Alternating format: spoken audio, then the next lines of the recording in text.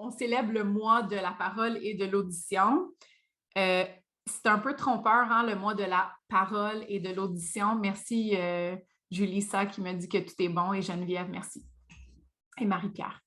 Le mois de la parole et l'audition, j'ai vu un commentaire passer récemment qu'on ne devrait pas appeler ça le mois de la parole, mais plutôt de la communication. Puis je suis d'accord, hein, parce que la communication, ce n'est pas juste la parole, on sait, c'est notre domaine. En tout cas, sans plus tarder, je présente Nadège Brutus, qui est orthophoniste en scolaire dans la région de Montréal. Nadège, tu possèdes un baccalauréat bidisciplinaire en psychologie et en psychoéducation de l'Université de Montréal. Tu as complété ta maîtrise à l'Université d'Ottawa en 2009. Intéressant. Un autre fois, on s'en parlera de tes expériences là-bas. Tu travailles dans une école primaire dans le quartier de Côte-des-Neiges auprès d'enfants allophones depuis une dizaine d'années. Super intéressant. Et puis ton mandat, en fait, c'est d'intervenir auprès des élèves multilingues qui ont un trouble développemental du langage, bien sûr. Et toi, la diversité, c'est vraiment au cœur de tes évaluations, au cœur de tes actions, puis ça t'interpelle vraiment depuis le début de ta pratique. Fait que c'est pour ça que je t'ai invité ici, parce qu'on a eu beaucoup de discussions, en fait, un à un, sur tout ce qui tourne autour de ça. Puis j'avais envie que tu partages en grand à tout le monde tes expériences et puis ton point de vue aussi. Ah non, là, je t'entends plus. Ah zut, c'est peut-être les écouteurs comme l'autre fois. Oui, je les ai retirés. Donc, c'est possible qu'on entende un petit peu de bruit quand la cloche va sonner, là, parce que je suis à l'école. Donc, comme tu as dit, moi, mon parcours, pour en parler un petit peu. Donc, moi, initialement, je voulais être psychologue. Ah oui. Finalement, oui. Finalement, en cours de route, ma deuxième année de bac, parce qu'en fait, je m'étais inscrite au bac bidisciplinaire en psychoéducation et psychologie, oui, parce que je voulais pas seulement avoir des cours théoriques de psychologie, ça m'intéressait beaucoup, mais je voulais aussi avoir un petit peu de pratique. On avait droit à des stages un petit peu plus hands-on, un peu sur le terrain. Puis, en cours de route, je me suis dit, je suis pas certaine que je vais aller faire ma maîtrise en psychoéducation. Je suis pas certaine si j'ai envie de faire mon doctorat en psychologie. Puis, j'avais une amie dans le bac qui m'a parlé de l'orthophonie. En fait, je connaissais même pas ça avant. Donc, elle m'en a parlé, puis je lui ai dit, ah, c'est vraiment, vraiment intéressant. Puis, c'est drôle, pendant cette période-là, j'ai rencontré une autre étudiante qui faisait des cours avec moi en psychologie. Puis, j'avais un long trajet à faire de l'Université de Montréal à chez moi, donc on avait eu le temps de parler beaucoup. Puis là, elle me dit que sa sœur est orthophoniste. Je dis, ah, c'est drôle. Donc, ça a piqué ma curiosité. Puis elle m'a dit, tu sais quoi, je pense que tu devrais contacter des orthophonistes puis voir si tu peux faire un stage d'observation pour savoir, en fait, c'est quoi le métier. Oui. Là, je lui dis, mais comment je vais faire ça? Je ne suis même pas dans le bac en orthophonie. Quel orthophoniste va accepter, en fait? Puis, je me rappelle avoir fait une vingtaine d'appels. Puis, il y a une seule orthophoniste qui m'a rappelé, puis je lui dois beaucoup. Elle m'a donné ma chance. Puis, elle m'avait dit à l'époque que, parce que je pense qu'elle n'était pas encore en mesure de prendre des stagiaires, en fait. Je pense qu'elle était à sa 3e année de pratique. Puis, elle m'avait dit, écoute, ça fait comme un échange de service. Moi, je te montre mon métier. Puis, en même temps, je vais commencer à me pratiquer, dans le fond, à avoir, dans le fond, un stagiaire. Puis, dès que j'ai été, je me suis dit, ah oui, je vais me diriger vers ce domaine-là. Puis ensuite, c'est ça, j'ai appliqué à l'Université d'Ottawa. Puis, j'ai adoré des années là-bas. Vraiment, j'ai rien à dire. J'ai adoré ma cohorte. J'ai adoré les profs que j'avais.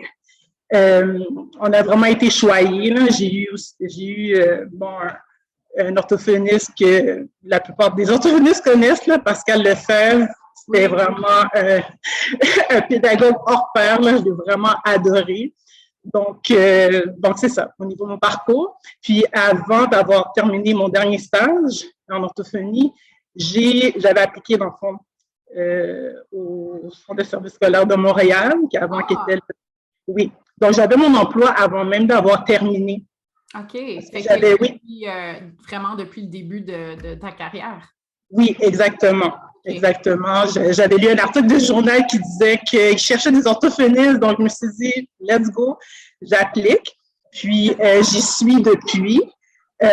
L'école où je travaille présentement, c'est une école très multiethnique au niveau de la clientèle scolaire, même au niveau du personnel. Oui.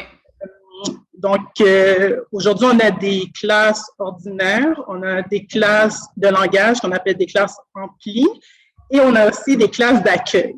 Donc, ça fait beaucoup de monde. Ampli, c'est quoi le...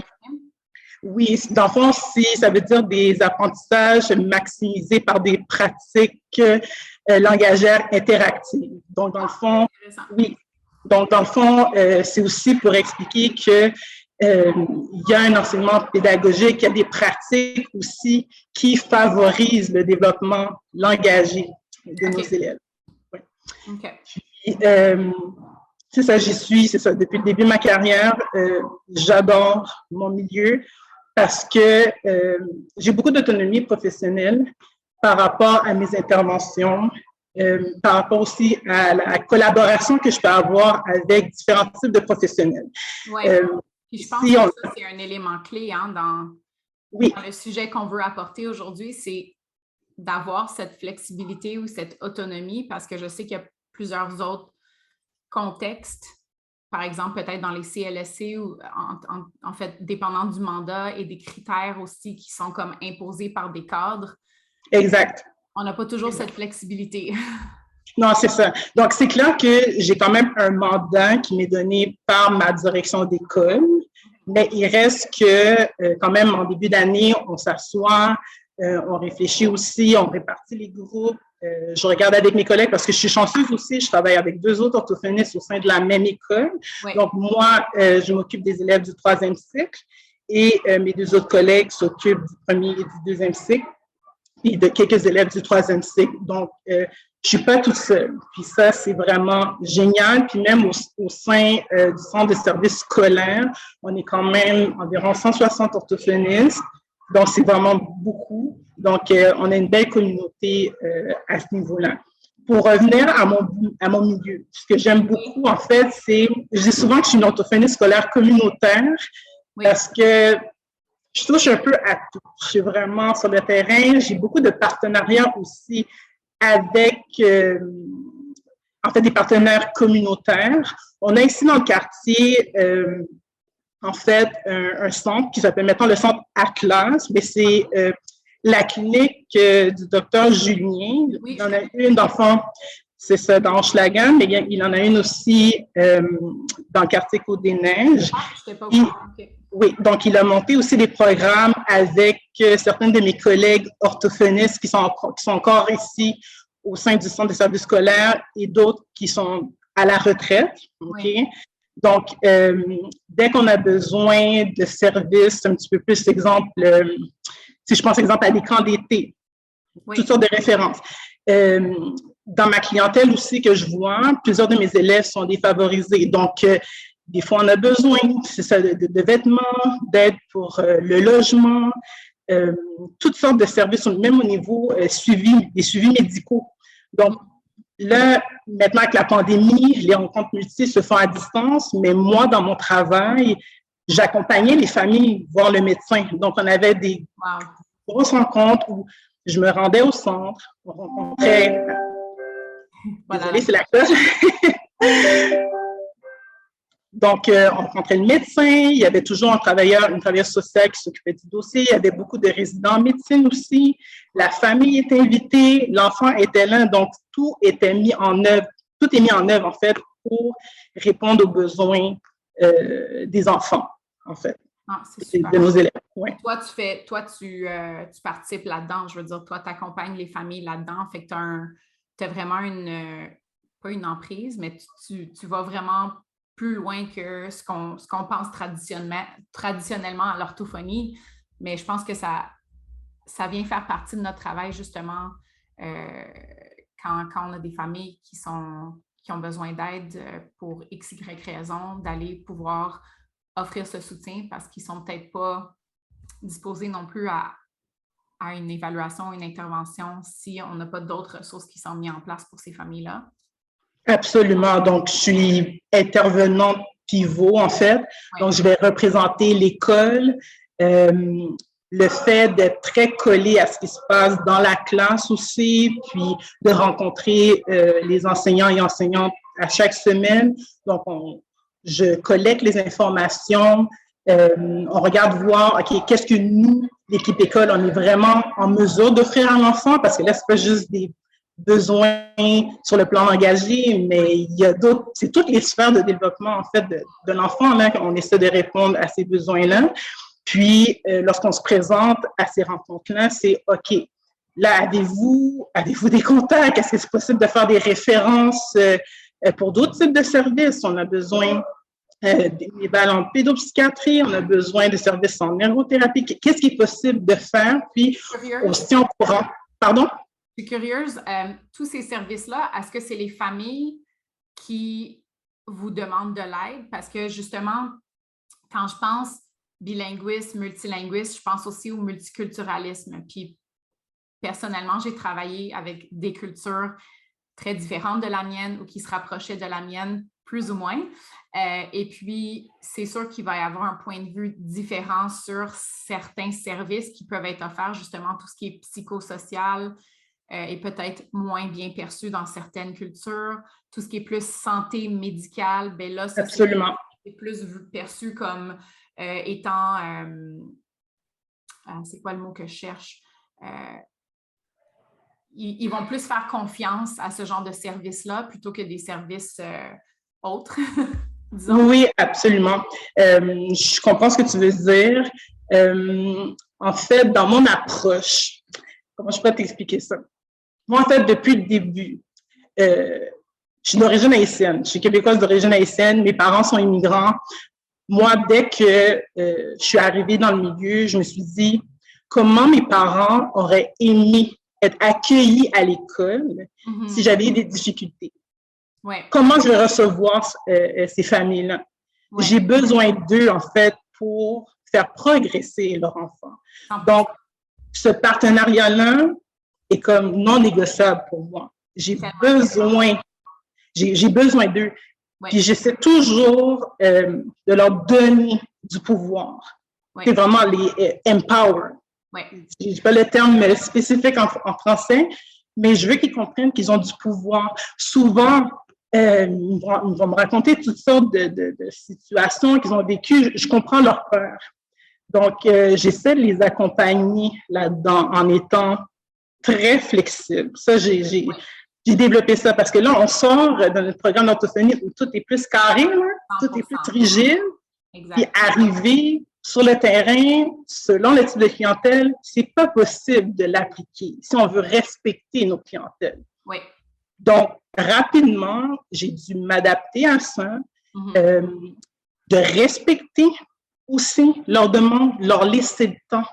Oui. Même quand nous, on propose des solutions ou qu'on essaie d'expliquer certains types comment je pourrais dire, de défis que leurs enfants vivent, c'est quand même assez gros parce que moi, quand je les reçois, en fait, ils sont encore au point d'accepter que leur enfant a un trouble, quelque chose qui est persistant.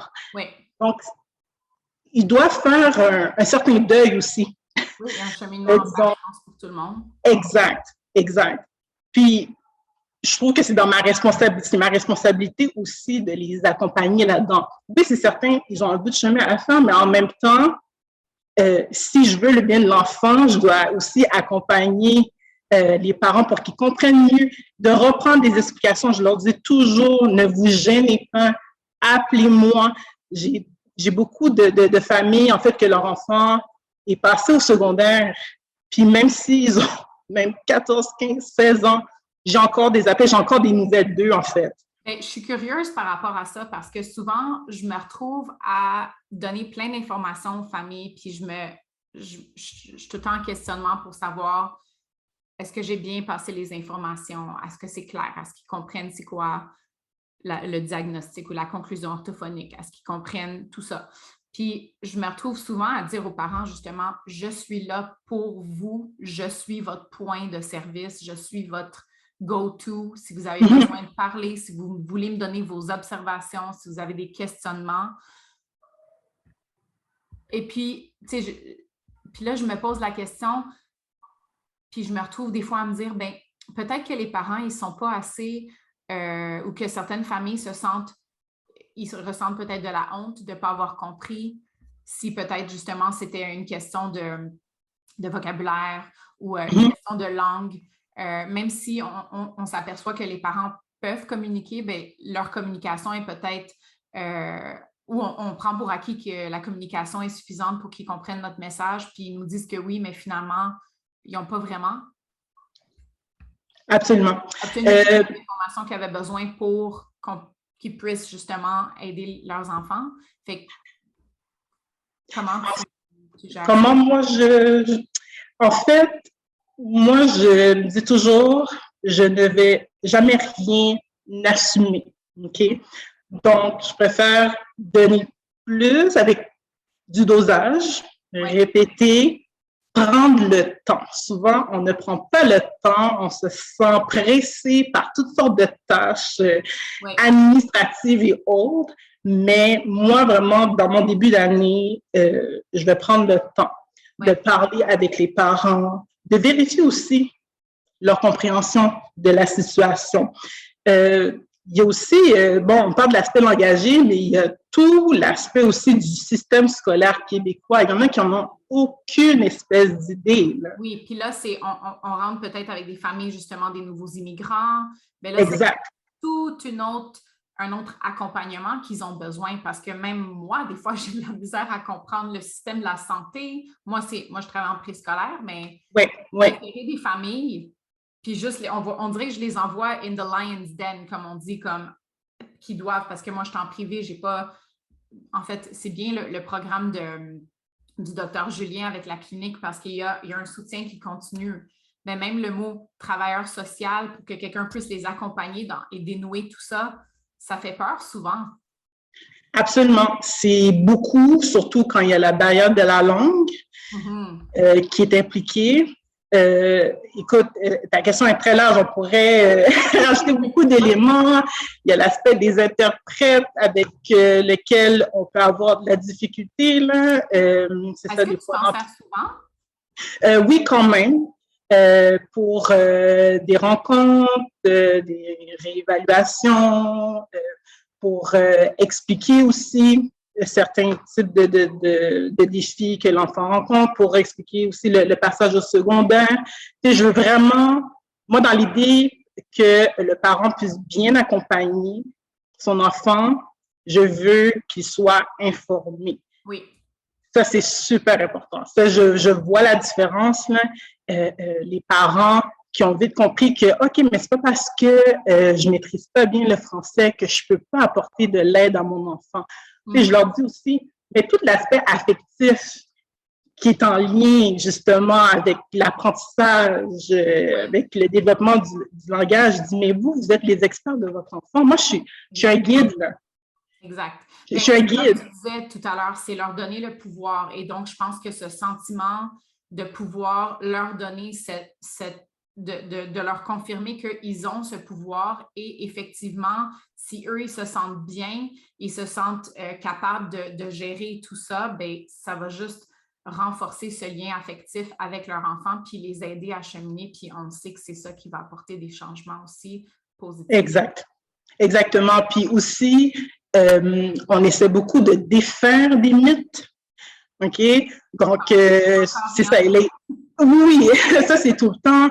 Ils arrivent au Canada, donc là, ils disent, OK, on va oublier notre langue première, on va utiliser l'anglais. Là, ils se rendent compte que, oups, je peux pas inscrire mon enfant dans une école anglophone comme ça, il doit apprendre le français. Puis là, finalement, tout doucement, c'est ça. Là, ils pensent que stimuler leur enfant dans une langue qu'ils maîtrisent, que ça ne sera pas bien pour leur chance de succès. Donc là, ils se mettent à utiliser une langue qu'ils ne maîtrisent pas bien, à pas offrir de bons modèles langagiers. Et tout ça, ça affecte, en fait, le développement global de l'enfant, là. Donc, on essaie, c'est ça, moi, c'est ça, dans mon approche, j'essaie beaucoup de les déculpabiliser aussi, de leur montrer que, ben, c'est super important, vous devez conserver la langue, mais c'est pour l'aspect culturel aussi, là. Comment, je leur donne des exemples concrets, là, quand vous retournez dans votre pays d'origine, comment votre enfant va faire pour échanger avec, exemple, je dis pas les grands-parents, cousins, cousines, c'est super important. C'est pas quelque chose qui va les empêcher de s'intégrer ici à la culture québécoise. C'est possible d'avoir un petit peu des deux. Donc, je parle d'expérience. C'est mon cas aussi.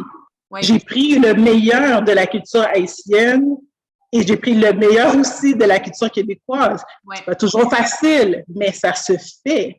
Donc, je leur dis, c'est important de conserver ça. Puis, je vois aussi le poids qui s'enlève là, sur leurs épaules. Oui. Comme, oui, vous n'avez pas besoin de mettre cette langue-là de côté. Continuez à l'utiliser. Vous êtes expert là-dedans. Mm-hmm. Même chose dans certaines petites activités aussi. Quand on leur suggère de faire des activités, je sais pas, après l'école, exemple, juste la lecture d'histoire. Oui. Ben, on leur dit, mais vous savez, vous pouvez le faire aussi dans votre langue. Oui. Quand vous écoutez certains programmes aussi dans votre langue, c'est qu'est-ce que vous faites pour rendre très actif l'activité? Est-ce que vous échangez avec votre enfant pendant cette activité-là, justement, pour ne pas que ça soit une activité passive? Exactement. Hein? Donc, c'est l'interaction qui importe là-dedans. Oui, exactement. Que ces familles-là acceptent bien, parce que moi, je pense que, comme tu disais, le poids qui est comme soulevé des épaules, mais des fois, ça prend quand même beaucoup d'enseignement, d'informations, comme tu dis, la déculpabilisation. Puis finalement, mais moi, dans mes expériences, j'ai vécu beaucoup de soulagement de savoir que c'était pas correct. Puis là, je me demande toujours, bon, est-ce qu'on a besoin de le savoir? D'où viennent ces mythes-là? Est-ce que c'est leur croyance? Est-ce que c'est d'un médecin? Des fois, on a encore des médecins qui donnent, sans vouloir mal faire, c'est pas de mauvaise volonté, ou de la parenté qui vont donner justement ces conseils-là. Je vais beaucoup avec créer un lien de confiance avec les parents, avec l'enfant. Je me montre intéressée aussi à leur culture parce que je ne sais pas tout, je continue à apprendre. Donc, tu peux nous donner un exemple? Comment est-ce que tu t'intéresserais? Genre, si tu penses à un client que tu as en ce moment ou un client passé, concrètement, comment est-ce que tu te serais montré intéressé à quelque chose qui est important pour eux, côté culturel, valeur? Bien, en fait, juste au niveau, exemple, des fêtes religieuses. Oui. Je vais questionner l'enfant. Ah, tu étais absent hier. Pourquoi? OK, on commence à échanger. Ah, OK, c'est ça le nom de la fête et tout ça. On échange là-dessus, même pour l'enfant. Oui. Il se dit, ah, OK, mais j'ai pas besoin de cacher ça. J'ai pas à avoir honte de ça. Ben non, ça fait partie de ton identité. 100%. T'as pas à le cacher. Même chose au niveau des parents. Dès qu'ils sentent qu'on les respecte, oui. Le type d'information qu'on va avoir va être beaucoup plus riche. Oui. On va avoir beaucoup plus de données. Ça, je remarque ça. Donc, c'est vraiment le faire sans jugement. Il y a aussi dans le contenu, comment on l'apporte, mais il y a aussi le ton. De ne pas être dans le mépris. La communication aussi, c'est dans le non-verbal. Hein. Oui. On est très... Ben c'est ça, c'est... On est très pressé, comme tu disais avant. Hein? On a toutes nos tâches connexes en tête. On pense déjà à la prochaine chose. Fait que... C'est ça l'affaire. Donc, moi, je préfère, c'est ça, je prends le temps, je me montre disponible, je me montre flexible, je suis respectueuse. Puis, en général, jusqu'à ce jour, oui, j'ai eu certaines aussi où c'était un petit peu plus difficile, où ça a pris un petit peu plus de temps. Mais, puis ça, c'est normal. C'est normal. Je suis pas en train de dire que c'est facile, mais je suis en train de dire que ça se peut. Puis que ce type de partenariat-là et de collaboration, on est capable de créer de la magie là, quand tout le monde est intéressé, quand tout le monde a une bonne volonté, en fait, pour pouvoir aider l'enfant à progresser, je te dirais. Ouais. Alors là, j'ai une question. Comme le temps approche à sa fin, parce que je voulais garder ces rencontres plus courtes. J'avais mis 1 heure, mais en fait, c'était des rencontres de 30 minutes. Je devrais les modifier sur le calendrier, mais je voulais garder ça plus court pour que ce soit riche, pour que les gens viennent écouter. Tu sais, des fois, quand c'est trop long, ouais, absolument. Pas. Donc, pour les quelques dernières minutes qui nous restent, avant de faire un wrap-up, puis je pense qu'on va se rencontrer une autre fois pour poursuivre parce que j'ai tellement de questions à te poser, puis on a discuté beaucoup de choses, toi puis moi, en arrière-scène. Oui. On n'a pas, c'est ça, on ne se tirera pas pendant des heures parce que je veux que les gens viennent écouter puis en tirent des choses. Fait que 2 questions avant de terminer. Ma première question, c'est comment est-ce que, parce que moi, je n'ai pas la réalité du contexte scolaire. Puis le feedback que j'ai souvent d'autres orthophonistes, c'est qu'elles ont moins accès aux familles. Là, je ne sais pas si c'est le contexte, le quartier, ton équipement scolaire qui fait en sorte que tu as plus accès, parce que tu as parlé beaucoup de temps et de patience. Donc, comment est-ce que tu crées ce lien dans ton contexte scolaire? C'est ça ma question. OK. Donc, toi, tu veux dire, exemple, de faire venir, c'est ça, contrairement, exemple, au privé, que le parent se déplace et vient. Oui, parce que toi, tu as l'école, fait que tu as accès aux élèves. Tu as accès aux enseignants, tu as accès à ce programme. Bon, des fois, je comprends que tu accompagnes les familles à l'extérieur de ton cadre d'orthophoniste. Oui. Mais alors, quand les parents ne sont pas là, comment est-ce que tu prends le temps justement de créer ce lien, de créer ce lien de confiance avec les familles? Comment est-ce que tu as accès à ces familles? Est-ce que tu fais des rencontres Zoom? Est-ce que tu te cédules des rencontres supplémentaires avec les familles, justement pour des rencontres informatives? Est-ce que tu cédules une fois par mois plus de rencontres téléphoniques? Comment est-ce que tu t'organises concrètement pour te donner le temps, justement, de... En fait, là, avec la pandémie, ça a changé beaucoup de choses. Je dirais, ça a été un petit peu plus difficile, disons, d'avoir accès aux familles. C'est pas toutes les familles qui avaient, exemple, un ordinateur pour pouvoir communiquer avec nous. Donc, durant les moments, exemple, de confinement, oui, on a fait du prêt de matériel, mais des fois, c'est la connexion Internet. Donc, c'était pas toujours évident. Donc, le téléphone, j'ai souvent été au téléphone pour prendre contact avec certains élèves qui avaient plus de difficultés à se connecter, exemple, sur Teams. Mais dans ma vie professionnelle pré-pandémie, puis j'ai hâte que ça revienne à, disons, la normalité. Je rencontrais les parents quand même souvent, je les tenais au courant. Souvent, on se parlait souvent. Comme je te dis, moi, j'ai une approche très chaleureuse dans ma façon de faire. Oui. Donc, ils se sentent bien quand ils arrivent à l'école. Je vais souvent leur offrir des choses même à grignoter. Là. C'est comme ça va jusque-là, là, dans la façon que je t'accueille. Hein? Oui, probablement. Je pense qu'on peut s'entendre là-dessus parce que exact. Première génération de parents égyptiens. Et donc, en fait, mes parents sont de première génération, moi, c'est 2e génération, mais... Oui, comme moi. Ouais. Exactement. Donc, je suis canadienne-égyptienne, donc j'ai un peu des deux, mais de recevoir du monde chez nous, un peu dans notre bureau, ou chez nous, de les recevoir avec des collations, un breuvage chaud, quelque chose de réconfortant. Je pense que cet aspect culturel-là aussi qui rentre là-dedans. Absolument. Puis, il y a certains parents aussi que lorsque, exemple, les enseignants tentaient de leur communiquer de l'information, puis qu'ils avaient de la difficulté à comprendre, ou même il y en a certains qui s'intéressaient pas. Puis moi, je paraissais comme fatigante. Je les appelais quand même. Oui. On a l'information quand même. Puis j'ai vu au fur et à mesure que ça a comme allumé. Mm-hmm. Ça a allumé certaines choses et se sont un petit peu plus intéressés à ce que leur enfant faisait. Oui.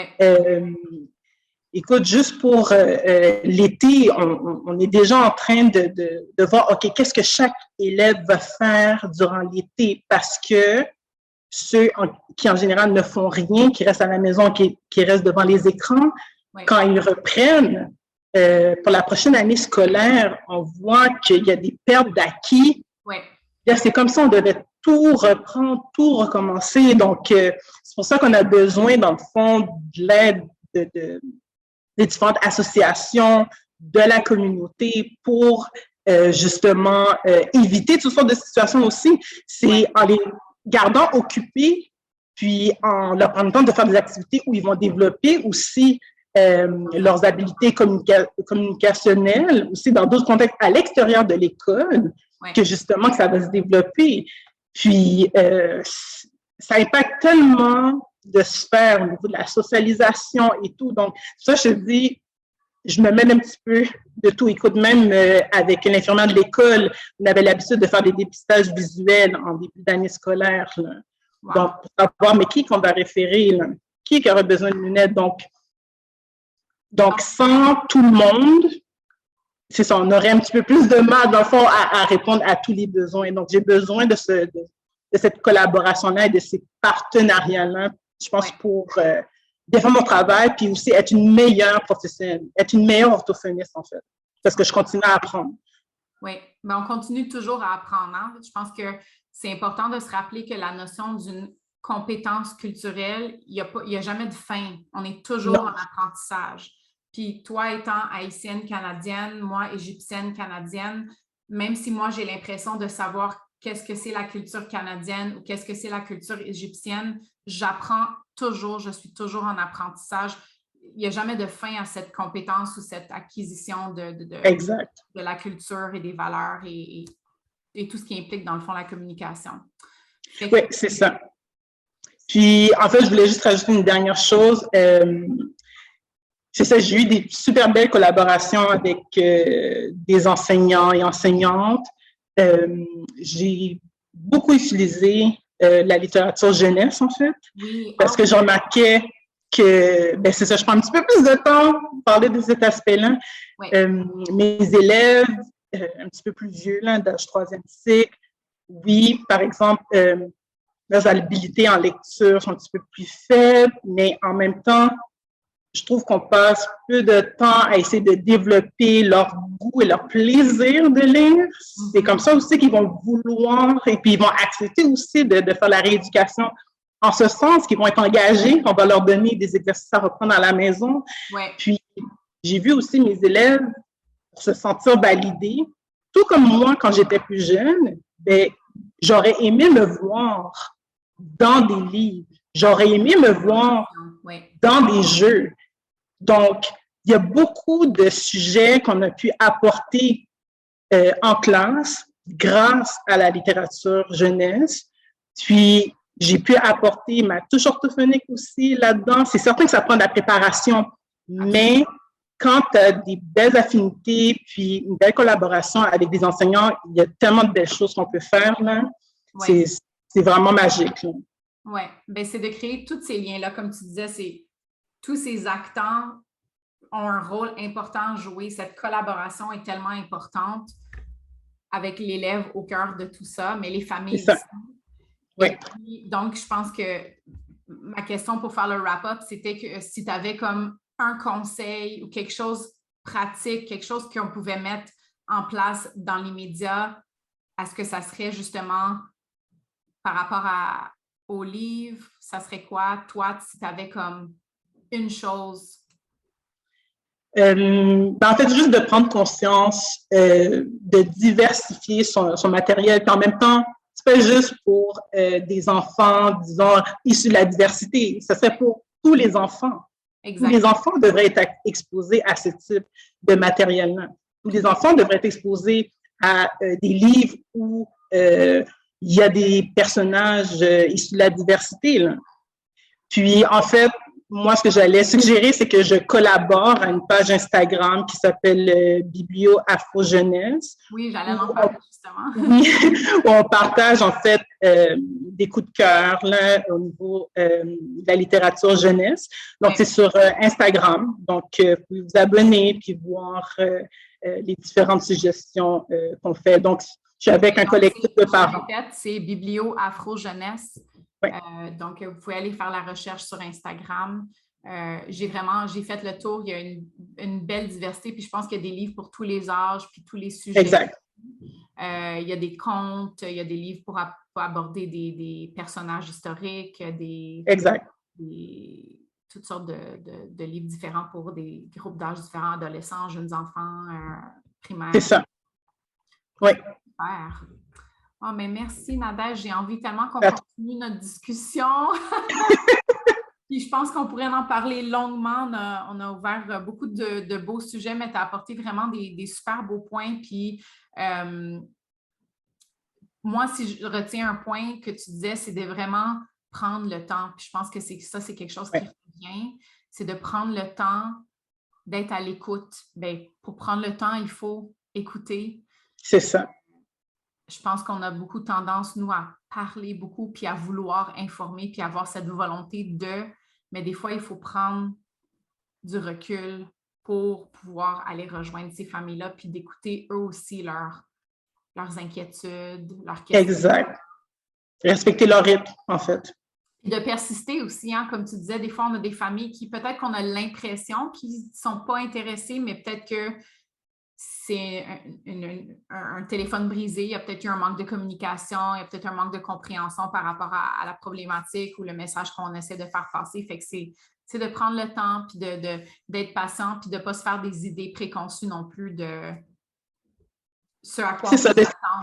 Exact, de ce qu'ils comprennent ou non. Puis en même temps, notre domaine n'existe pas partout dans le monde. Oui, exactement. Si je pense juste au pays d'origine de mes parents, qui est Haïti, ça n'existe pas. Ouais. Donc, c'est pour ça que je voulais dire, dans le fond... En faire là-dedans. Oui, dans le fond, expliquer un peu, c'est ça ce qu'on fait, c'est ça, démystifier. Donc, ça peut changer beaucoup de choses. Oui. Oui. Donc, merci beaucoup, Nadège. Merci à toi, ça fait plaisir. C'est un beau vendredi après-midi. Merci encore 1000 fois d'être venu partager tes conseils et tes expériences avec nous. Puis, on va certainement refaire ça à un autre moment donné. Puis, merci aux personnes qui sont venues nous écouter. Merci. Bye. Bonne journée. À la prochaine. À la prochaine. Bye.